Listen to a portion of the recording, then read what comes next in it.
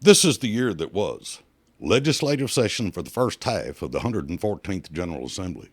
To put a bow on it, not one thing was done to restore the right to keep and bear arms. Not that bills were not proposed that would have done so in some measure, either completely or in part, but the business of the General Assembly was to leave what they considered to be well enough alone. In other words, the supermajority of Republicans in Tennessee is satisfied with the status of the infringements placed on the people by previous General Assemblies. We just celebrated the historical birthday of Tennessee. June 1st of 1796 was the day the Congress of the United States approved the addition of Tennessee as a state. Our original Constitution was so based that Thomas Jefferson allowed as to how it was the least imperfect and most Republican of all the state documents. And George Washington liked it so well, he recommended the Congress vote to allow the addition of Tennessee forthwith. That original Constitution said in Article 11, Section 26, that the free men of this state have a right to keep and to bear arms for their common defense. The Constitution also ordered government to keep its hands off our natural rights in Article 10, Section 4, saying, the Declaration of Rights hereto annexed is declared to be a part of the Constitution of this state, and shall never be violated on any pretense whatever, and to guard against transgressions of the high powers which we have delegated, we declare that everything in the Bill of Rights contained, and every other right not hereby delegated, is accepted out of the general powers of government and shall forever remain inviolate. The General Assembly paid no attention to that mandate and set about taking those rights away as soon as 5 years later. In 1801, they passed a law that made it a crime to carry a handgun. It has gotten progressively worse since then. In 1870, the Democrats still in charge of Tennessee instituted a change to our Constitution, rendering the right to arms subject to permission of the legislature. That way, the freed black slaves had no ability to bear handguns if the legislature passed laws preventing that, and they did. Not just for that group, but for all Tennesseans. Mainly concerned with the easily concealable arms, they made it a crime for anyone to carry a concealed handgun, except those special deputies, wink wink, that somehow satisfied the sheriff, by whatever means, to allow them to carry for self-defense.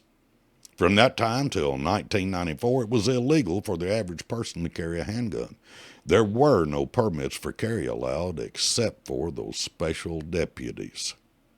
The Tennessee Supreme Court in 1871 ruled that the changes from 1870 were basically unconstitutional when it said in Andrews v. State that year, and I quote, we may say that the clause of the Constitution authorizing the legislature to regulate the wearing of arms with a view to prevent crime could scarcely be construed to authorize the legislature to prohibit such wearing, where it was clearly shown that they were worn bona fide to ward off or meet imminent and threatening danger to life or limb, or great bodily harm, circumstances essential to make out a case for self-defense.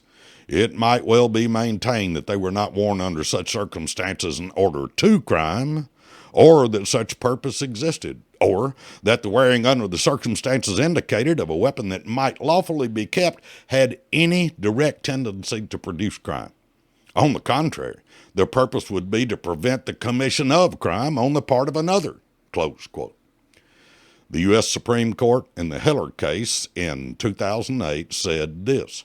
In Andrews v. State, the Tennessee Supreme Court likewise held that a statute that forbade openly carrying a pistol publicly or privately without regard to time or place or circumstances violated the state constitutional provision, which the court equated with the Second Amendment. That was so even though the statute did not restrict the carrying of long guns.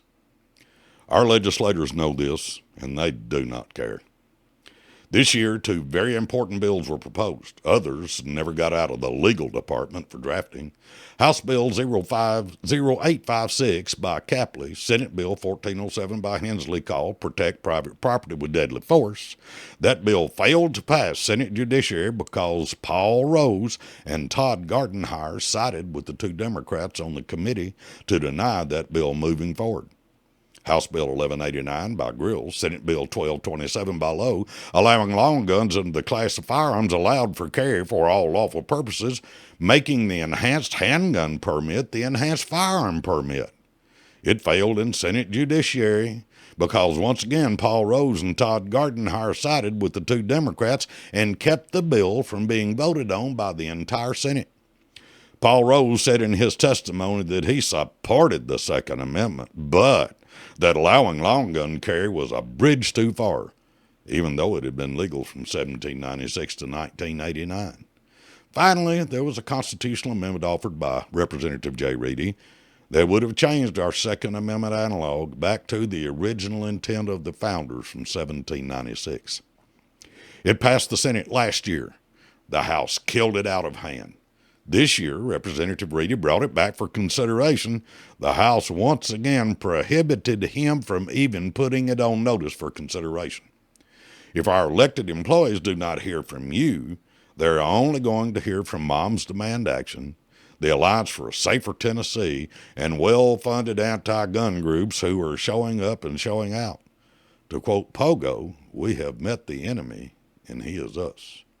Article 1, Section 23 of our state constitution charges us with instructing our representatives. If you are not doing that on a regular basis, you are failing. Call them, write them, show up at their offices, and have meetings with them. The Department of Safety is, the TBI and Moms Demand Action, all working against us, and yet we wonder why we can't move the needle.